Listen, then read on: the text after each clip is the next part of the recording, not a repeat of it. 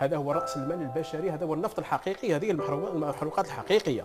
لو استطعنا أن نقتنص منهم، أن نجيب منهم 10% فقط، يعني 600 عالم وباحث، ونصنع لهم مدينة علمية، ونعطوا لهم ضعف الأجر اللي هم ياخذوه في أمريكا وفي كندا وفي فرنسا، ونعطوا لهم كل المناخ كما نعطينا التسهيلات للمؤسسات، نعطوا تسهيلات للأدمغة، تشوف النتيجة.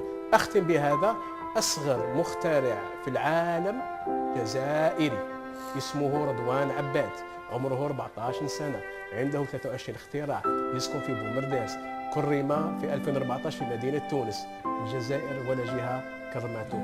عرض عليه مؤخرا أن يبيع اختراعاته لدولة أخرى لأجل التصنيع. الجزائري 14 سنة.